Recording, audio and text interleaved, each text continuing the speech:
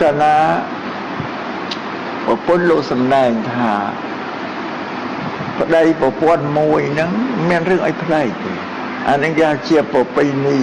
របស់សត្វលោកយើងគិតមើលសំបីដើមឈើក៏មានញីមានឈ្មោះដែរអានេះធម្មជាតិសត្វដេរឆានសត្វទឹកក៏មានញីមានឈ្មោះដែរមនុស្សមានស្រីមានប្រុសនឹងបានថាប្តីមួយប្រពន្ធមួយលោកថាប្រវេណីរបស់សត្វលោកអត់មានអីប្លែកទេតែបើកាលណាមានពីរអានឹងឈប់ប្រវេណីហើយប្រពន្ធលោកថាជាគ្រឿងអបាយមុខអបាយមុខប្រែថាគ្រឿងពិនិត្យយើងក៏មិនដែលប្រពន្ធណាវាសោកចិត្តឲ្យយើងទៅរកប្រពន្ធទី1ទី2ទៅអត់ដែរទេអានឹងរឿងធំបំផុតសម្រាប់យើងពីរនាក់ឲ្យតែមានអញ្ចឹងហើយគឺថាកើតចំនួនឆ្លុះប្រកែកដោយយើងទៅស្វែងទៅយកភ្លើងមកដុតគ្រួសារយើងឲ្យឆេះឲ្យក្តៅឡើងបាក់បែកពាក្យថាភ្លើងគឺក្តៅកាហាយហើយសំចាំឲ្យច្បាស់ទៀតបុរាណលោកនិយាយថាយើងអត់មានតំបៅបើទៅហៅជំងឺណាក្នុងគ្រួសារអត់មានតំបៅបើយើងទៅហៅជំងឺមកតំបៅមិនឈឺកើតតំបៅអត់ឈឺយកឈឺមកចាក់ឲ្យវាឈឺភ្នែកមិនខ្វាក់យកដៃលូឃើញទេលូភ្នែកខ្លួនឯងខ្វាក់នេះសត្វតែរឿងដែលយើងបង្កើតខ្លួនយើងទាំងអស់ចឹងកុំឲ្យសោះឲ្យមានភាពក្តីភាពស្មោះត្រង់និងភរិយាអស់មួយជីវិតរបស់មនុស្សមានតែមួយដែលគេគូព្រេងអនាគតពុទ្ធលោកសំដែងចឹងតែមានទី3គឺអបាយមុខឲ្យស្វែងតែថាទីបំផុតស្វែងយកភ្លើងមកដុតគ្រួសារខ្លួនយើងឲ្យឆេះយើងពីរនាក់ចូលមើលមុខគ្នាត្រូវហើយនឹងប្រៅអានឹងរឿងធំបំផុតវិធានទី4ត្រូវប្រគល់អិសរិយយោគឺភាវៈជាធំក្នុងផ្ទះមេគ្រួសារគ្រប់គ្រងទ្រព្យសម្បត្តិចាត់ចែងការងារឲ្យដាច់មុខទៅប្រពន្ធយើងកុំទៅលូកដៃហើយវាស្រួលបើយើងមិនសូវរវល់ហើយគេថែរក្សាទៅទ្រព្យសម្បត្តិតូចធំអីថាមេគ្រួសារនៅលើប្រពន្ធវាប្រគល់អិសរិយយោគឺសភាវៈជាធំក្នុងគ្រួសារណាទី5ត្រូវទំនុកបំរុងគ្រឿងសម្លៀកបំពាក់អលង្ការតុបតែងរាងកាយមានមាសពេជ្រជាដើមណាបើមានពិបាកអីម៉ែក្មេកលក់មាសស្រេចដែរពិបាកទេប៉ុន្តែបើសិនជាអង្គថាពុទ្ធឲ្យយើងតុបតែងសម្លៀកបំពាក់អលង្ការតុបតែងរាងកាយឲ្យដល់ប្រពន្ធរបស់យើងហើយប្រុសខ្មែរអត់មានដែលបានទំនុកម្ដងបើទោះបីកើតមិនទំនុកម្ដងយ៉ាងនឹងមែនបើប្រពន្ធពេញចិត្តនឹងស្ដីចង់បានរមកកើតដែរហាមខាត់ពេញចិត្តប្រពន្ធទិញអីចង់បានអីក៏កើតដែរហាមខាត់ដែរក៏ប៉ុន្តែប្រពន្ធប្រាប់ថាឲ្យប្តីទៅជួយទំនុកម្ដងគ្រឿងអលង្ការសម្ពុតក៏អោហ្នឹងព្រោះពុទ្ធលោកជ្រាបថាឲ្យតែជាតិជាស្រីសម្បុរសក្តីក្រហមក្តីលឿងក្តីខ្មៅក្តីត្រូវការតុបតែងរាងកាយជាងបរោះឥឡូវយើងក៏លេខមើលទៅលើផែនដីនារីណាមួយស្រីណាមួយដែលមិនតុបតែងរាងកាយគឺស្មើគ្នាទាំងអស់តែបរោះយើងតែល្មមទេយើងតែកាលណាទៅរៀបចំពិធីចូលរួមពិធីណាមួយដល់ភរិយាទៅតុបតែងរាងកាយមកកណាត់ហើយមិនហើយខ្លួនយើងអត់ខ្វល់ក៏តែមុជទឹកចេះពីពុះសិតសក់អីទៅតែពាក់ក៏អោហើយអួតដល់20នាទីហើយអានេះរីមិនអញ្ចឹងហើយយើងមើលទៅឃើញយើងមើលដៃប្រពន្ធគេឯងទៅចូលរួមពិធីឲ្យមើលទៅប្រពន្ធនៅតែងតុបតែងខ្លួនល្អនេះប្តីទេមានអខោមួយអាវមួយពេលណាមានជិនមកវងពាក្យដែលប្រពន្ធអូមានខ្សែដៃខ្សែកឯណាមាសស្អីប្រពេចទៅខកនេះបានប្រពន្ធឲ្យយើងទំនុកបំរុងគ្រឿង សម្លៀកបំពាក់គ្រឿងអលង្ការតុបតែងរាងកាយឲ្យដល់ភរិយារបស់ខ្លួនហ្នឹងដូចជាគ្រឿងលើកទឹកចិត្តភរិយាហ្នឹងឃើញយើងទំនុកម្ដងយកគិតនឹកឃើញថាប្តីគេស្រឡាញ់អញហើយគេគិតគូរតាមពីសពតខោអាវគ្រឿងមាសពេជ្រតុបតែងរាងកាយគិតនឹកឃើញក៏អត់និយាយដល់សប្បាយចិត្តនៅឃើញតែប្តីគេទំនុកម្ដងឡើយធ្វើឲ្យទឹកចិត្តរបស់គាត់នឹងកាន់តែធ្ងន់មកយើងភក្តីភាពមកយើងកាន់តែខ្លាំងជាងពីមុនទៅទេណាជាគ្រឿងលើកទឹកចិត្តនេះ5សម្រាប់ប្តីសង្គ្រោះជួយប្រពន្ធនៅសម្រាប់ប្រពន្ធវិញក៏5យ៉ាងដែរទី1គឺត្រូវធ្វើម្ហូបអាហារបាយសម្លឲ្យទៀងទាត់ពេលវេលាគ្រួសារយើងទម្លាប់ពេលណាម៉ោង11ឬម៉ោង12បរិភោគដល់ពេលត្រូវឲ្យឆ្អិនកុំឲ្យប្រហែសទ្វេសំអាងតែអញមិនឃ្លានទេមិនទាន់ស្លាប់ដាំយើងគិតយ៉ាងក៏ព្រោះអានេះយើងមានសង្គ្រោះខ្លួនយើងសង្គ្រោះប្តីហើយទៅធ្វើការមកវិញអស់កម្លាំងឃ្លានបាយទឹកមុខឡើងខ្មៅទឹកមុខខ្មៅយើងក៏លេចមើលមិននៅឃ្លានបាយពុទ្ធលោកសម្ដែងថាជីកិច្ឆាបរមារោគាសេចក្តីស្រេកឃ្លានជារោគធំរបស់មនុស្សតែយើងអត់ដឹងថានឹងជារោគជំងឺរោគាទេយើងប្រើពាក្យថាស្រេកថាឃ្លានមកជំនួសទៅហើយដូចមិនសូវធ្ងន់ទេប្រពន្ធថារោគជំងឺជំងឺឃ្លាននេះវាកើតទោសៈនៅក្នុងអត់សប្បាយចិត្តទេត្រឡប់ទៅធ្វើការមកដល់ផ្ទះមើលឆ្នាំងបាយមិនទាន់មានបាយមើលទៅចង្ក្រានមិនទាន់មានភ្លើងសួរប្រពន្ធនៅលវត្តធ្វើអីស្មាននេះហើយមិនទាន់ដាំបាយប្រពន្ធនិយាយសម្ដីឆ្លើយដូចមិនសូវសមរម្យឆ្លោះប្រកែកគ្នាជួនកាលទះតបគ្នាឈាមមាត់ឈាមច្រមុះទៅជួនកាលរហូតដល់បាក់មេឃដែរទៀងលេងលះគ្នាប្រុសតែប្រពន្ធមិនគោរពពេលធ្វើអាហារឯងមានឲ្យទោសធ្ងន់ណាស់មិនចេះត្រូវគោរពក្នុងពេលធ្វើម្ហូបអាហារនេះឲ្យទៀងទាត់ពេលវេលាតែខទី1នេះច្បាប់ទី1នេះសម្រាប់តែប្រពន្ធជាម៉ែចង្ក្រានម៉ែឆ្នាំងនៅក្នុងផ្ទះបើប្រពន្ធមានកិច្ចការងារក្រៅផ្ទះបានយើងក៏ប្រកាន់អត់បានទេយើងនិយាយសម្រួលគ្នាទៅអានេះមានការងារក្រៅផ្ទះទាំងពីរនេះសម្រួលគ្នាតែបើនៅធ្វើម៉ែចង្ក្រានម៉ែឆ្នាំងត្រូវតែទៀងទាត់ពេលវេលានឹងទី1សង្គ្រោះទី2ថែរក្សាទ្រព្យសម្បត្តិដែលប្តីរកបានមកពលគល់ឲ្យយើងថែរក្សាក៏បីការពារទ្រព្យរបស់នោះកុំឲ្យខូចខាតបងអាសាទៅដោយប្រការណាមួយដែលយើងមិនប្រុងប្រយ័ត្នការពារត្រូវការចាយវាឲ្យដឹងប្រមាណដែរកុំឲ្យចាតែចាយប្តីមិននៅផ្ទះទេយើងនៅផ្ទះមានគេរែកលក់នំ 4-5 រែកមកទិញគ្រប់តែនំគេរែកបបរមកក៏ទិញបបររែកនំបញ្ចុកក៏ទិញនំបញ្ចុកអានេះទិញគ្រប់តែរែកគេរែកលក់កាត់មុខផ្ទះអានេះកុំឲ្យអញ្ចឹងគេហៅថាយើងខ្ជិះខ្ជាយមិនរសាត្រឹមហ្នឹងស្អាតតែប្តីមិនដឹងចេះតែទិញនេះចឹងច្បាប់បុរាណនោះថាអ្នកបួសអត់ក្រែតណែអ្នកបួសហើយមិនគោរពធ្វើវិន័យហ្នឹងមួយចាស់អត់ប្រព្រឹត្តមនុស្សចាស់អត់ប្រព្រឹត្តទៅតាមវ័យដែលចាស់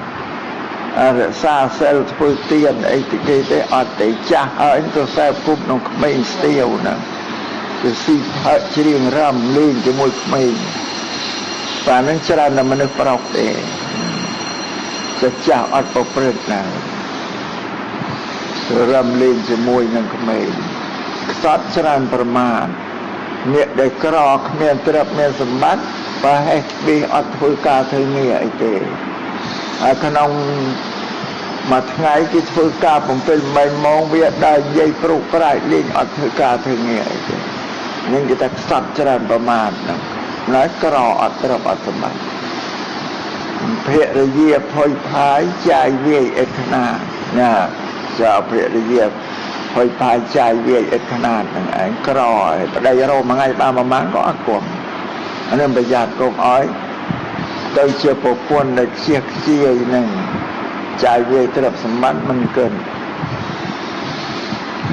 ពុពីលសតសាទបដៅក្របានពីលសតសាទមួយយ៉ាងគឺថាពីលដោយទទួលឥទ្ធិពលពីសង្គម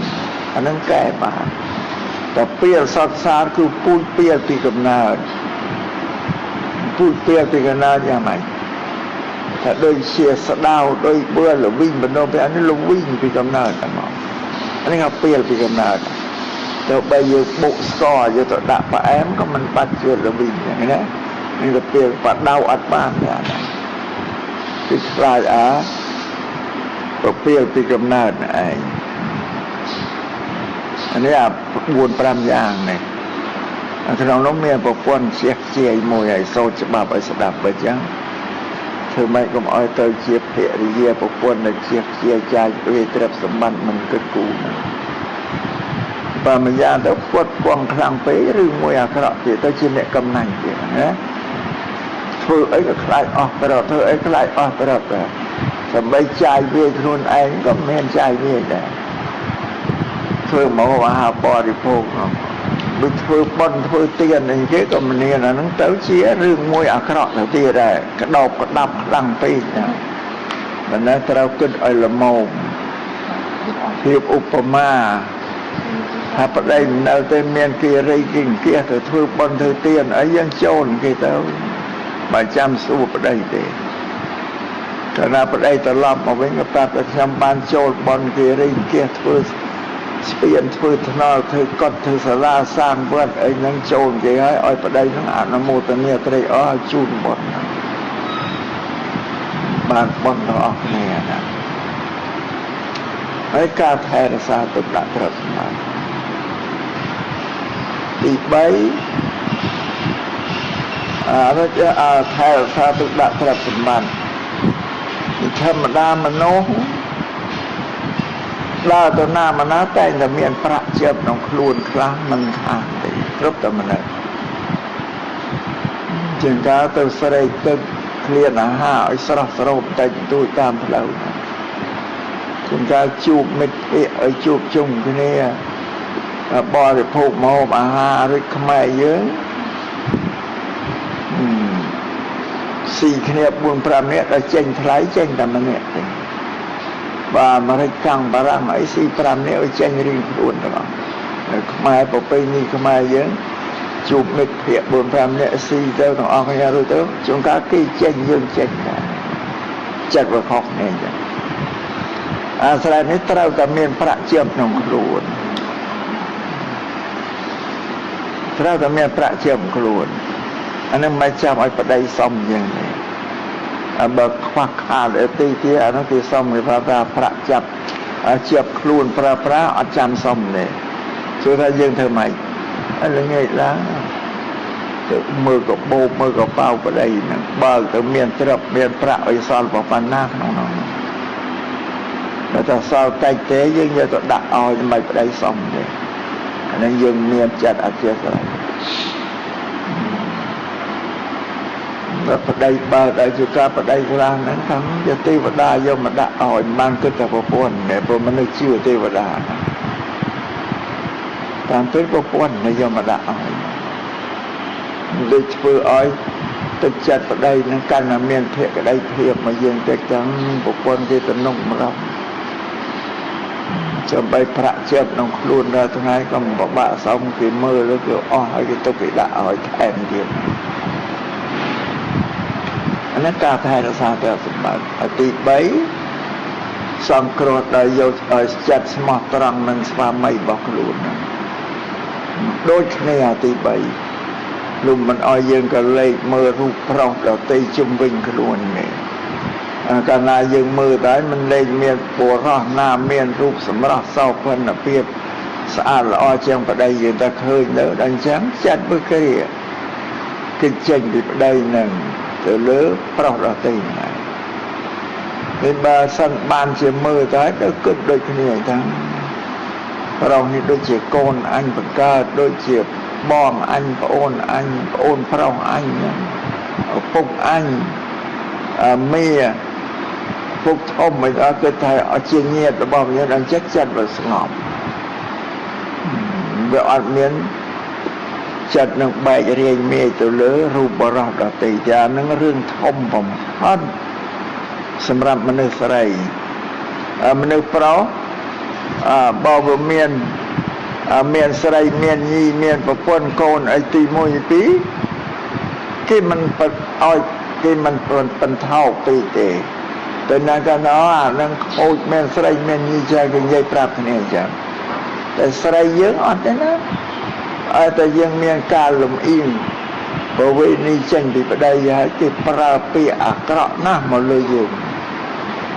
គេប្រើពាក្យថាស្រីផ្អិតប្តីស្រីក្បត់ប្តីស្រីចាត់ចើកស្រីក៏ងោកមាសគេប្រើណាតាមណាហ្នឹងអង្គតែពាក្យហ្នឹងសម្បីអាត្មាមនុស្សប្រុសក៏មិនចង់ស្ដាប់ឮពាក្យទេពាក្យនោះធ្ងន់ណាស់អញ្ចឹងត្រូវតែរក្សាអត្តភាពរបស់ខ្លួនឲ្យស្មោះនឹងស្វាមីមួយជីវិតសុភមង្គលកើតដល់ជីវិតរបស់យើងហើយហើយទី4ត្រូវតាំងខ្លួនជាមនុស្សជាភរិយាដែលមិនខ្ជិលច្រអូសព្រោះយើងគេឲ្យធ្វើមេផ្ទះបើយើងខ្ជិលច្រអូសឲ្យទ្រព្យសម្បត្តិខូចទាំងអស់របស់ត្រូវធ្វើល្ងាចទុកធ្វើព្រឹករបស់ធ្វើព្រឹកទុកធ្វើស្អែករបស់ត្រូវខូចអស់ក៏បើអញ្ចឹងក៏បីតាំងខ្លួនជាអ្នកឧស្សាហ៍ព្យាយាមធ្វើកិច្ចការមិនដាក់ចុះមិនទុកឲ្យខូចអន្តរាយបើស្ងៃជាងការនោះមានខ្ញុំកណ្ដោឲ្យប្រើដែលទៅបីមានខ្ញុំប្រើក៏យើងត្រូវមើលពីលើតែបើយើងមិនប្រើវាអានោះមិនធ្វើតែខូចនេះបើឲ្យឆ្លៀសដល់ទៅកលេចភ្នែកទៅតាណាឲ្យដឹងថាកិច្ចការអីវាល្អក៏ទៅកលេចទៅគឺឲ្យត្រូវយល់ហើយទី4ទី5ត្រូវចេះទទួលបដិសន្ធារៈរិតិចំពោះញាតិពីរខាងញាតិទី1គឺម៉ែយើងឪយើងបងប្អូនមេមីងជាដូចជាតាយើងញាតិខាងទី2គឺញាតិប្តីម៉ែក្មេកឪក្មេកបងថ្លៃប្អូនថ្លៃអីសាច់ញាតិទាំងពីរនេះត្រូវបដិសន្ធារៈទទួលរិតិឲ្យបានស្មើគ្នារាប់អានណាកុំឲ្យធ្ងន់ស្រាលប្រពន្ធខ្លះរាប់អានតែម៉ែឯងបងប្អូនមីងមីឯងទេដល់ខាងប្តីមករាប់អានតែប៉ុន្តែវាទៅវាហើយវាអត់បានមានតម្លៃតម្ងន់ស្មើគ្នាណាបើម៉ែឲ្យយើងមកសបាយរីករាយក្អាកក្អាយអូជប់លៀងម្ហូបអាហារអីដល់ខាងប្តីមកអត់បានអញ្ចឹងទេអានេះយើងកុំភ្លេចថាប្តីភ្នែកមានភ្លឺមើលឃើញតិចក៏លឺគេមើលឃើញគាត់ម៉ែឲ្យយើងមកយើងរាក់ទាក់មិនដល់ម៉ែឲ្យគេមកយើងរាក់ទាក់មិនដល់វាអត់ស្មើគ្នាប្តីហ្នឹងខ្នោះចិត្តដែរនឹកឃើញប្រពន្ធអញគេរាប់អានថាបងប្អូនទៀតទេអស់ពីចិត្តពីច្រើនបងប្អូនអញមិនសូវរាប់អានទេធ្វើឲ្យប្តីនោះថ្នាក់ក្នុងចិត្តដែរតែអន់ចិត្តដែរប៉ុន្តែនិយាយអត់ចេញởក្នុងខាង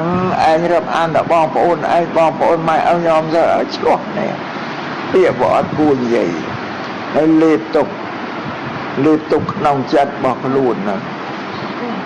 ទុកអាហ្នឹងធ្វើឲ្យប្តីហ្នឹងក្រៀកចិត្តពីយើងហើយថយហើយបានបុរាណលោកនិយាយថា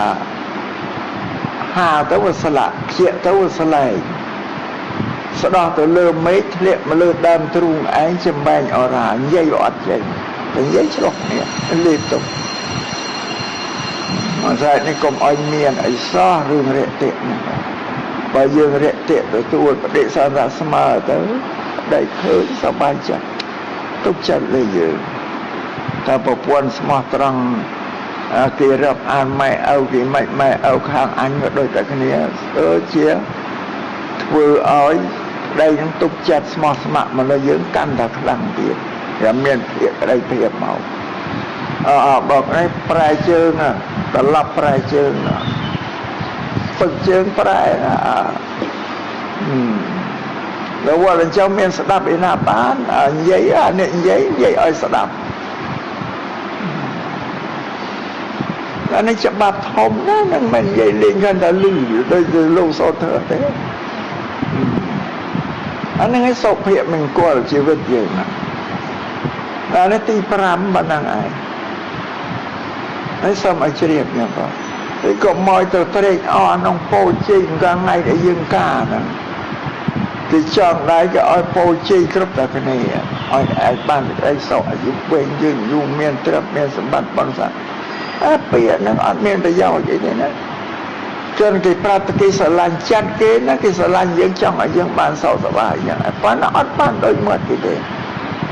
នេះធ្វើ5នេះបានសុភមង្គលសេរីសុទ្ធឲ្យយកទៅអនុវត្តទៅដូចជាកំពែងផ្ទះដូចរបងគេការពារមិនឲ្យសត្វធាតុចូលមកស៊ីបំផ្លាញតំណាំយើងនៅក្នុងភូមិក្នុងផ្ទះហ្នឹងបើហ្នឹងបានមានប្រសិទ្ធភាពសម្រាប់ជីវិតយើងពីរហ្នឹងអាហ្នឹងធ្វើ5យ៉ាងណារួចបន្តទៅទៀតប្រាប់ដល់ប្តីហ្នឹងម៉ែឪខាងកូនស្រីគេស្រឡាញ់យើងជាងកូនគេប្រុសអត់បានគិតទេបើគេមិនស្រឡាញ់យើងជាងកូនគេគេមិនបានឲ្យកូនគេមកធ្វើប្រពន្ធយើងរស់នៅជាមួយយើងទេនេះត្រូវដឹងព្រោះគេថាយើងជាមនុស្សតែមានចរិយាមេរយាទល្អសមរម្យគួរថែរក្សាកូនគេបានណាគេឲ្យអ្នកណាក៏គេស្រឡាញ់កូនគេដែរណាគេឲ្យកូនគេមកយ៉ាងសាគេស្រឡាញ់យើងជាងកូនគេគេយល់ថាយើងជាមនុស្សដែលអាចថែរក្សាកូនគេបានដូចជាឪពុកចឹងបានគេឲ្យកូនគេមកធ្វើជាប្រពន្ធរបស់យើងអានឹងប្រយ័ត្នយើងថែរក្សាកូនគេមិនម៉ែឪគេកើតទុកស្រក់ទឹកភ្នែកគេសារកូនហ្នឹងអានឹងវាចឹងទៅជាយើងធ្វើទុកតរណកម្មដល់ម៉ែឪគេទៀតមិនមែនរឿងទៅក្នុងប្រពន្ធនៅធ្លាដល់ម៉ែឪគេណាគេកើតទុកព្រោះយើងមិនរក្សាកូនគេដោយល្អណាអានេះសូមឲ្យចាប់ណាបើណាប្រុសអត់ដឹងទេថ្ងៃណាអាត្មាប្រាប់ឲ្យដឹងកុំភ្លេចថាណាម៉ែក្មេងអត់គេស្រឡាញ់យើងជាងកូនគេអានឹងមួយហើយរួចទុករបស់មនុស្សមានស្មើគ្នាទូទៅកើតចាស់ឈឺស្លាប់នេះជាសេចក្តីទុកមានស្មើគ្នាមកលើមនុស្សទាំងស្រីទាំងប្រុសប៉ុន្តែមនុស្សស្រីក៏ពុទ្ធលោកសំដែងតែមានទុក5ទៀតបូកទៅលើ4វាទៅជា9ច្រើនជាងយើងមនុស្សប្រុសទុករបស់ស្រីទុកទី1គឺរោគប្រចាំខែអានេះជាទុកទុកទី2ពោពោះកូន8 9ខែមិនមែនរឿងស្រួលទេជាងកាលចាញ់កូនក្អួតជើងអោដេកកំបានស៊ីកំបានអស់កម្លាំងរហេតឡាយ8 9ខែសម្រាប់ហ្នឹងឆ្លងទន្លេណានឹងទុកទី2ទុកទី3ទុកពេលដែលប្រសូតកូនឈឺចុកចាំចង់ងាប់ចង់រស់នេះជាទុកបានបុរាណលោកប្រើពាក្យថាឆ្លងទន្លេឆ្លងសមុទ្រពេលប្រសូតកូនជាងកាលក៏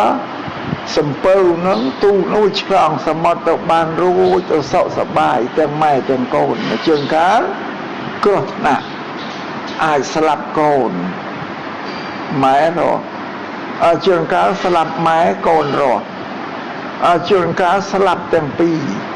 នេះលោកថាដូចឆ្លងទន្លេចោលសមុទ្រ ជាងការក៏សក់សប្បាយទាំងពីរទៅអត់ទៀងទេបើសប្តាហ៍ថ្ងៃមានគឺពេទ្យគេក្បួនពេទ្យគេជួយក្នុងការប្រសូតកូនបានធូរស្រាលជាងពីមុនហ្នឹងបានបុរាណនោះថាបើចង់ដឹងគោឲ្យស្ដាប់ក្នុងពោះចង់ដឹងស្លាប់រស់ឲ្យសួរស្រីស្រីអានេះយើងគោពោះគ្រីគ្រូនោះគឺខ្យល់យើងបរិភោគចំណីទៅវាទៅកើតខ្យល់គោពោះគ្រីគ្រូដូចគោលើមេឃក្តាំងហ្នឹងខ្យល់វាបោកគ្នាបើចង់ដឹងគោឲ្យស្ដាប់ក្នុងពោះចង់ដឹងស្លាប់រស់ឲ្យសួរស្រីស្រីសួរពេលណាពេលដែលឈឺពោះប្រសូតកូនហ្នឹងអានេះចង់ងាត់ចង់រស់ហើយបើអាត្មាមិនដែលឈឺពោះកើតកូនអាត្មានិយាយតាមពុទ្ធដីការបស់ព្រះពុទ្ធទេចង់ដឹងសួរម៉ែហ្នឹងគាត់ធ្លាប់ពោះកូនអានោះបានច្បាស់លាស់អានេះទុកទី3ទុកទី4ទុកបំរើប្តីណាទុកទី5បែកចេញពីម៉ែឪឯងទៅនៅជាមួយប្តីតែម៉ែឪគេហ្នឹងគេស្រឡាញ់តែម៉ែឪក៏មិនចង់ឲ្យកូនបែកអាកូនក៏មិនចង់បែកម៉ែឪតែដល់មានប្តីក៏ត្រូវតែបែកចេញមានការនឹករលឹកម៉ែឪនេះទុក5យ៉ាងរបស់ស្ត្រីអានេះត្រូវចងចាំឲ្យច្បាស់យកអនុវត្តត្រូវយើងមានមេត្តាករុណាទៅលើភរិយាយើងឲ្យបានច្រើនជាងយើងគ្រប់យើងបើនេះប៉ុណ្ណឹងឯងដែលត្រូវនិយាយឲ្យស្ដាប់សម្រាប់ជីវិតជាគូស្វាមីភរិយាណាសូមបញ្ចប់តែប៉ុណ្ណឹង